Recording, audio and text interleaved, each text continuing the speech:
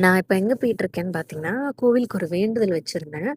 So, அந்த வேண்டுதல் நிறைவேத்துறதுக்காக தான் போயிட்டுருக்கேன். முடி காணிக்கை வந்து குடுக்குற மாதிரி வேண்டியிருந்தேன். அம்மாக்கு ரொம்ப உடம்பு சரியில்லாம இருக்கும்போது.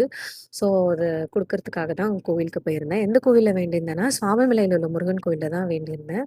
ஸோ, ரொம்ப கஷ்டமா இருக்கும்போதெல்லாம் போய் நின்னு நம்ம என்ன கேட்டாலும் குடுக்குற கடவுள் இல்லையா?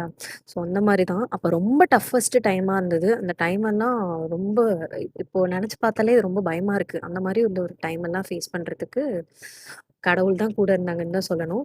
ஸோ குடுத்துட்டு நானு, அம்மா, தம்பி 3 பேரும் தான் போயிருந்தோம். அப்பா அப்ப வரல. அப்புறமா பார்த்தா அப்பா இடையிலேயே அங்க அங்க உள்ள கோவிலுக்கு நேர்லயே ஒரு ஒர்க்ல இருந்தனால, அப்புறம் அப்பாவையும் போய் பார்த்துட்டு, ஸோ நாங்க 3 பேருமே கோவிலுக்குள்ள போயிட்டோம்.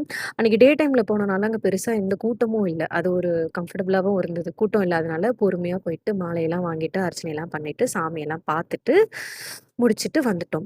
ஸோ வந்துட்டு அங்க உள்ள வீடியோஸ் எதுவும் அலவுட் கிடையாதுங்கிறதுனால ஃபோன குடுத்தாச்சு. முடிச்சாச்சு. நெக்ஸ்ட் வ்ளாக்ல